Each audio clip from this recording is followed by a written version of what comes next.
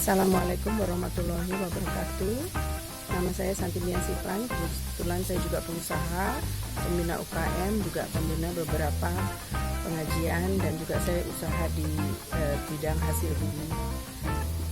Kenyataan yang ada sekarang ini memang tidak bisa kita tolak.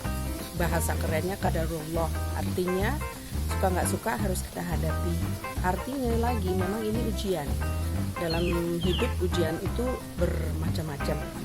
Ujian yang kita hadapi sekarang adalah ujian berjamaah, ujian yang dihadapi seluruh bangsa, seluruh dunia. Jadi kalau saya bilang jangan mengeluh, segera aja cari jalan keluar. Sebenarnya buminya Allah, bumi Indonesia apalagi, itu kaya sekali. Nggak ada orang males yang kelaparan, nggak ada orang yang ikhtiar yang tidak berhasil. Memang kita tidak bisa selonggar dulu istilahnya. Pengetatan ikat pinggang, kurangi pengeluaran, budget benar-benar hanya untuk makan dan untuk menjaga kesehatan dan juga produktif. Saya lihat sekarang kelas-kelas atas macam Pizza Hut, macam Kentucky, macam Starbucks sudah turun gunung semua, turun semua jualan pinggir jalan. Kita juga bisa begitu, Pak. Asal kita punya komoditi yang bagus untuk bisa dijual. Semua orang masih lapar, semua orang masih mau beli makan. Saya ini dalam perjalanan dari Jakarta ke Cianjur bersama sahabat-sahabat saya. Kami mampir di warung jamur, dan itu dengan sangat kreatifnya jamur bisa direka menjadi bakso jamur, bisa jadi crispy jamur, bisa jadi jamur dicampur ayam, dan kita sekarang ada di Kumbung Jamur. Jadi bagi saya bumi alam Indonesia yang kaya raya ini justru menyediakan di balik setiap ujian ada hikmahnya. Kita disediakan tanah yang sedemikian subur, kita bisa dengan akal pikiran dan dengan karsa karya, dengan creativity bisa terus berkembang. Dan sekarang memang kita nggak pernah meeting lagi, Pak. Kita sekarang pakai Zoom kelas, Zoom gratis, semua gratis. Ilmu yang bisa kita petik dari media itu semuanya gratis.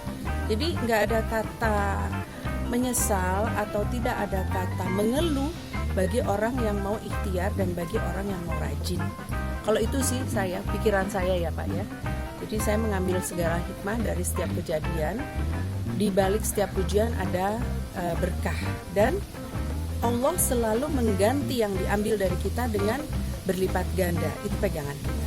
Jadi dengan adanya usaha ditutup, gimana itu? Usaha ditutup, kan sebenarnya ditutup tidak terus-menerus, Pak. Ditutup nanti dibuka lagi. Ditutup juga karena kita yang teledor, Pak. Kurang kontrol, akhirnya terus aja penderita COVID terus bertambah. Karena kita kurang disiplin, kita kurang kontrol, kita kurang saling jaga jarak. Ditutup kan nggak ditutup terus, Pak. Saya kenal banyak sekali pengusaha pedagang di Tanah Abang yang omsetnya tinggal 10%. Karena walaupun Tanah Abang itu blok A, blok B, Tamrin City itu dibuka 100%, yang datang belanja 10%. Otomatis si 10% ini dibagi berseluruh gerai yang ada di sana, dan saya kenal beberapa yang bahkan cerita dalam sehari belum tentu ada orang beli. Jadi memang pinter-pinternya kita di situ. Kencengin jualan online, kencengin connectivity dengan orang-orang di daerah, tawarin terus-menerus. Sekarang grup WhatsApp bisa 1000 kita ada di situ. Ada Telegram, ada WhatsApp, ada YouTube, ada semua orang bisa jualan di YouTube. Gratis pula. Jadi kalau mengeluh bahwa itu ditutup, besok juga dibuka, Pak. Mengeluh hari ini nggak laku, terpenting di rumah ada beras, ada vitamin, ada rasa syukur.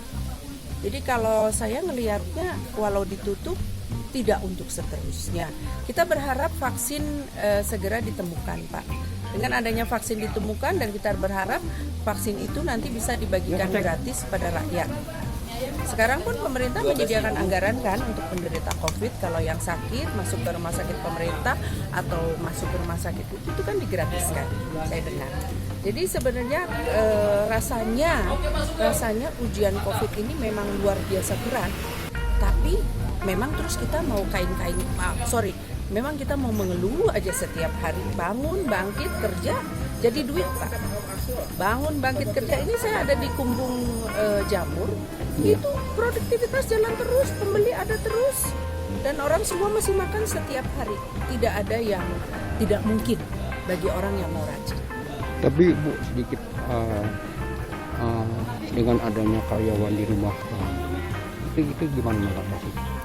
Saya sendiri juga punya beberapa karyawan Pak, dan ada yang memilih dirumahkan pun mereka kreatif Pak. Ada yang jadi jualan pulsa, ada yang jual warung, dan kita sebagai yang pengusahanya juga kan ada saling berbaginya. Memang kewajiban seorang pengusaha itu menyalurkan infak sedekah. Nah, kalau orang itu pinter dengan modal sedikit saja bisa dijadikan modal kok Pak. Pegawai saya pinter, dia bisa bikin warung, dia bisa jualan pulsa, dia bisa bikin beli cireng di sini, dia jual di semua di banyak warungnya. tapi, Pak. Dia Semua beli banyak tapi. dimsum. Tapi kalau kita sebagai umat beragama, sebagai orang yang dikasih akal dan pikiran, kita ikhtiar Pak. Saya tuh orang yang paling paling haram mengeluh. Bagi saya tuh malu mengeluh. Udah dikasih bumi subur begini, dikasih Allah tatanan suruh bangun subuh, itu kan artinya apa? Bangunlah di saat ayam aja belum matuk berasnya. Itu kan dalam sekali filosofinya Pak. Filosofinya artinya kita diminta rajin pangkal pandai, hemat pangkal kaya. Di awal saya udah bilang, memang ini eranya kita bukan buat belanja-belanja, eranya kita bahkan kalau bisa menabung. Seperti itu. Jadi jaga-jagalah. Udah tahu ada virus, badan jangan dipakai untuk yang macam-macam, dipakai untuk sehat, dipakai untuk kerja, dipakai untuk ibadah. Jadi kalau misalnya pegawai-pegawai yang dirumahkan, ada kan Bapak dengar orang mati kelaparan di Indonesia? Nggak ada Pak, nggak ada. Ada Bapak dengar orang rajin mati kelaparan? Nggak ada. Maaf kalau meninggal karena korban virus COVID, memang. Tapi kan itu virus. Seluruh negara sampai seadidayanya manapun belum bisa mengatasi. Kita malah dengar kabar bahwa Ustadz Adi Hidayat sudah dapat ramuan yang bahkan berasal dari hadis Rasulullah. Tapi kan tumbuhannya yang satu di India, yang satu di Indonesia, yang satu di mana? Harus disatukan dulu. Nah, kita juga tahu beberapa negara juga sudah melakukan banyak sekali percobaan dan berhasil. Katanya sekarang vaksin sudah semakin dekat. Terpenting adalah vaksin itu dimurahkan Pak, jadi rakyat juga dapat. Sekarang rakyat bisa pakai vaksin sendiri kok Pak. Minyak kayu putih, bersikap positif, bersyukur. Tahu Bapak kalau bersyukur itu mengeluarkan frekuensi 200 MHz. Sementara virus itu frekuensinya cuma 2,5 MHz. Jadi kalau kita bersyukur Pak, virus pun jauh. Kalau kita ketawa, kita doa, kita bersyukur, itu semua virus jauh. Untuk yang pada dirumahkan, bekerja, semangat, produktif, hubungin siapa-siapa, punya baju batik 1 lembar, tawarin, gak ada yang nolak Pak. Orang semua yang, kalau saya pribadi ya Pak, ya, kebetulan alhamdulillah saya dikasih Allah ikhtiar akal. Siapapun jualan kita beli, apapun jualan kita saling bantu. Itu yang saya kuatkan lewat UKM yang kebetulan merupakan sahabat-sahabat saya. Kebetulan saya juga pembina UKM, kebetulan saya juga banyak sekali kenal pengusaha. Saya ada di grup entrepreneur, ada di grup pengusaha perempuan Wise Woman, ada grup pemimpin perempuan PPPPI. Nah, itu semua kita saling gotok-gontokan sinergi Pak. Sekarang anak saya usaha bungkil sawit sama cangkang sawit di Samarinda. Bukan mudah Pak, tapi dia nggak ada matinya. Cuman untuk sekilo 100 perak pun dijalanin Pak. Nah itu artinya willingness. Jangan ada kata tapi. Willingness, tahu Bapak bahasa Inggrisnya willingness tuh kemauan kuat. Jangan ada kata tapi.